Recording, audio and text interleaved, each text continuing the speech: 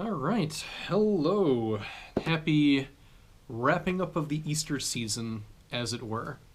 Been meaning to get this started for a little bit. This is going to be one of those book report series of videos. I did one on St. Francis of Assisi a while back because that book was so well written. And I'm not done with this one yet, so it's going to take as long as it takes. But given the fact that it's heavily influencing my homily for this Sunday, I wanted to get this going and make sure that it was in the proper order. The book I wanted to share is a Christmas present that someone gave me a little while ago. I can't remember if it was this Christmas or last Christmas. I get so many books, sometimes I get scrambled on that. Anyway, it was on my bookshelf of books I need to read sooner rather than later. It's called Star Trek Lives, Personal Notes and Anecdotes. This book was written in 1975. At that time, the original series was over. I think they finished the animated series.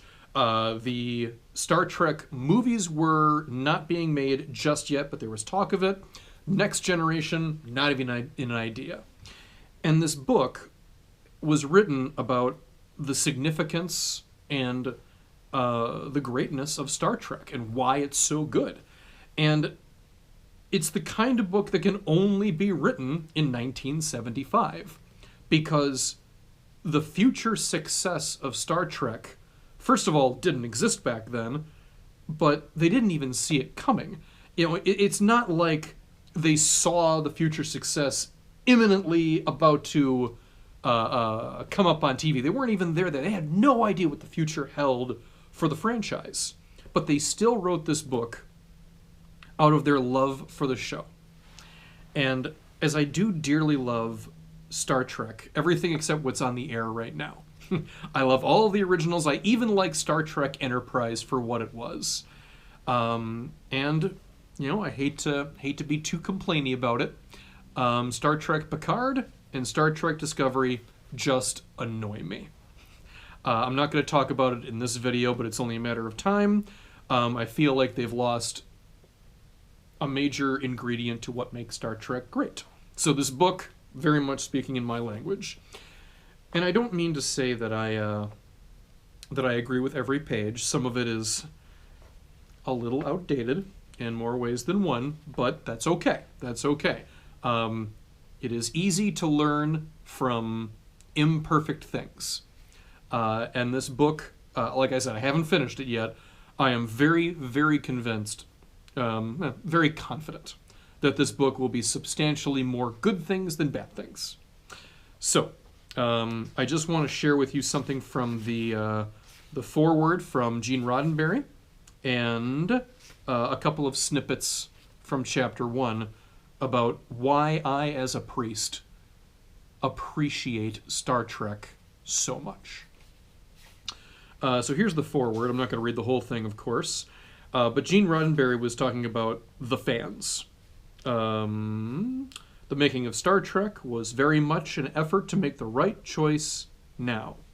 It was an effort to prove that people are willing to think beyond the petty beliefs which have for so long kept humanity divided.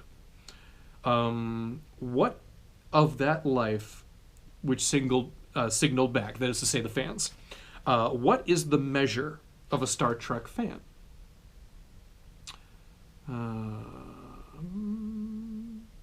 Of course, when defining the quality of those who appreciate his work, a writer is mightily tempted to pick unusual intelligence. However, there is another quality which I choose to regard as a higher compliment to all of us who made the show. The typical Star Trek fan is invariably a remarkably gentle human being. Gentle as in the lovely but oh too often archaic concept of gentleman and gentlewoman. The kind of gentleness which comes out of an affection for this universe in general and for life in particular.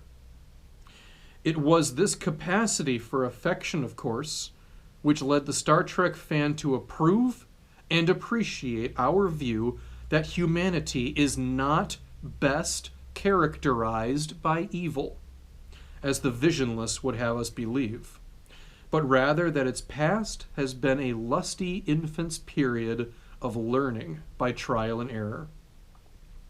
Whether this child is moving toward a proud adulthood, of course, and in time perhaps even beyond that. The fans and I dream the same dreams about such things. That is our bond. Gene Roddenberry, January 1975. And I largely agree with that. Star Trek fans are gentle because the things I love about Star Trek so much, which again I will not talk about in this video too much because it's coming up later in the book, is that hope and optimism for humanity and the future. I think we take for granted just how unique that is, because having a doomsday message is perhaps easier and more common, not only in this era, but any era. Anywho, here are a couple of things that jumped out at me in Chapter 1, which wasn't a particularly long chapter in the first place. Most television shows at best follow cultural trends. Star Trek had clear-cut ideals of its own. They were well ahead of their time. Some have already become the standards of the present. Radical equality extended even to aliens. Even to an alien who seemed at first to be a viciously murderous monster was only one such idea. And yet, when the show was on the air, there were riots in the streets, bombings and burnings, lynchings, and assassinations. That's one thing that modern viewers of Star Trek have kind of forgotten. They say that Star Trek should mirror what's going on in the real world, and that's true. But Star Trek always did it with a sense of optimism for humanity in the future, in spite of all the, what do you say, bombings and burnings, lynchings and assassinations going on at the same time. You can't lose that optimism. You can't lose the fact, the belief, not a fact, the belief that we are not best characterized by evil.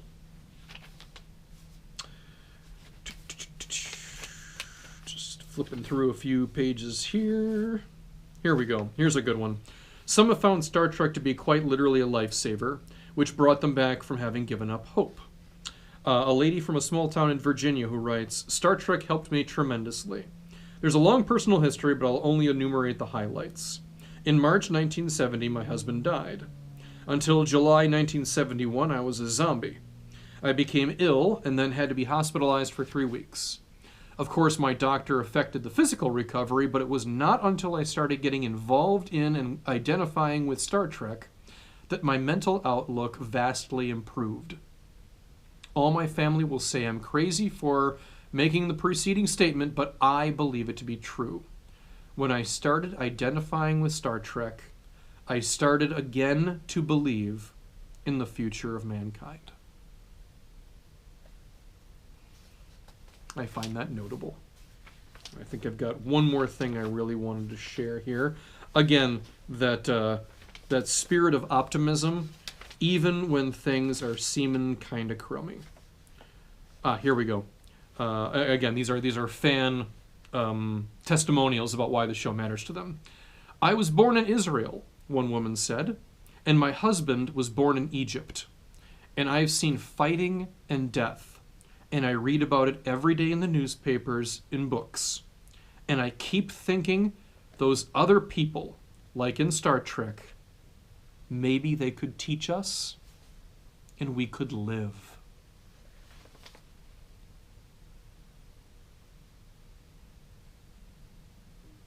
This is how this is how the chapter ends.